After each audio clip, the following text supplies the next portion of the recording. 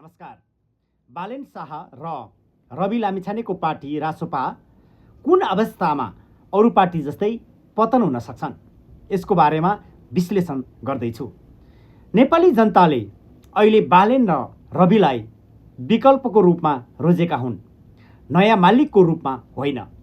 यदि उनीहरूले पनि उही पुरानो कार्यशैली, भ्रष्टाचार र नातावादलाई पर्से दिए भने नेपाली राजनीतिमा उनीहरूको उदय जति छिटो भयो, पतन पनि त्यति नै छिटो हुन सक्छ। बालेन शाह र रवि लामिछाने नेतृत्वको राष्ट्रिय स्वतन्त्र पार्टी रासोपा अहिले नेपाली राजनीतिमा परिवर्तनको संवाहकका रूपमा उदाएका छन्।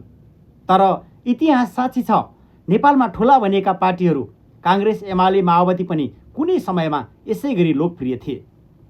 यदि रासोपाका बालेन शाह र रवि लामिछानेले का पार्टीले तलका गल्तीहरू पुनः गरे भने उनीहरूको पनि पुरानो पार्टीहरूको जस्तै हालत नहोला भन्न सकिँदैन। एक नम्बरमा छ, यदि डेलीभरिमा असफल भएमा पुरानो पुस्ताका पार्टीहरू बोल्ने तर काम नगर्ने स्वभावका कारण अलोकप्रिय भएका हुन्। बालेन र रविप्रति जनताको आशा परिणामसँग जोडिएको छ। यदि उनीहरूले सत्तामा पुगेपछि पनि नीतिगत परिवर्तन र विकासका ठोस काम देखाउन सकेनन् भने जनताले उनीहरूलाई गफ मात्र गर्ने नेताका रूपमा लिनेछन्। जनताको उच्च अपेक्षा नै उनीहरूको लागि सबैभन्दा ठुलो चुनौती हो। अपेक्षा पुरा नहुँदा आक्रोश पनि उत्तिकै तीव्र हुने गर्छ। 2. भ्रष्टाचार र काण्डहरूमा मुछिएमा यदि रासोपाको मुख्य जग नै भ्रष्टाचार विरोधी छवि हो, रवि लामिछानेमाथि लागेका सहकारी ठगी जस्ता आरोपहरू वा भविष्यमा आउने आर्थिक अनियमितताका मुद्दाले पार्टीको नैतिक धरातलमा कमजोर बनाउन सक्छ। यदि उनीहरूले आफ्ना नेताहरूलाई गल्तीमा ढाकछोप गर्न लाए भने, जसरी पुराना पार्टीले गर्थे त्यस्तो गर्न थाले भने तब जनताले उनीहरूलाई पुरानै पार्टीमा कुनै फरक देख्ने छैनन्। तेस्रोमा छ, आन्तरिक लोकतन्त्र र गुटबन्दी भयो भने पनि यो सरकार के हुन सक्छ, ढल्न सक्छ। नेपाली काङ्ग्रेस र एमाले जस्ता पार्टीहरू शक्तिशाली हुनु र पछि कमजोर हुनुको एउटै मुख्य कारण हो व्यक्तिगत र गुटबन्दी हो। यदि रासोपामा पनि रवि वा बालेनले मात्र चल्ने संस्कृति हावी भयो र अन्य योग्य नेताहरूलाई पाखा लगाइयो भने पार्टीभित्रै विद्रोह सुरु हुन सक्छ र पार्टीको विधि र पद्धतिभन्दा व्यक्तिको लहरमा चल्न थाल्यो भने यसको पतन सुरु हुन्छ। 4 छ, सत्ताको लुछाचुडी र सिद्धान्तहीन गठबन्धन भएमा पुराना पार्टीहरू सत्ताका लागि जोसँग पनि मिल्ने र जस्तोसुकै सम्झौता गर्ने गरेका कारण उनीहरू बदनाम भएका थिए।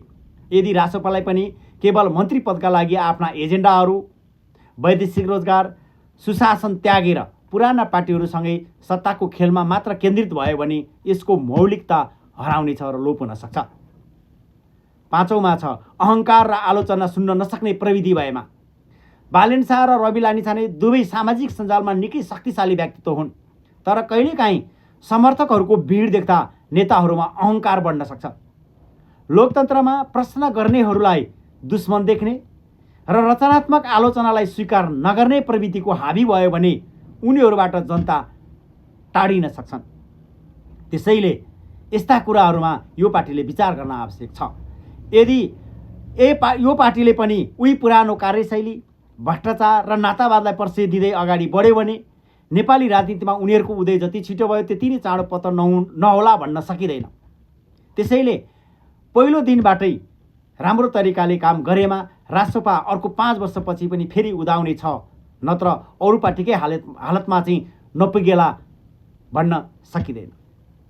त्यसैले सरकार चलाउँदा, सरकारमा रहँदा हामीले होसियारपूर्वक जनताको मनोभाव बुझेर काम गऱ्यौँ भने पक्कै पनि यो सरकार धेरै वर्ष टिक्न सक्छ। हस् त, यो भिडियो कस्तो लाग्यो? हजुरहरूले फलो, सब्सक्राइब गर्न सक्नुहुन्छ। टिकटकमा छ भने फलो गर्न सक्नुहुन्छ र युट्युबमा हेर्दै हुनुहुन्छ भने सब्सक्राइब गरी कमेन्ट, लाइक गर्न नभुल्नुहोला।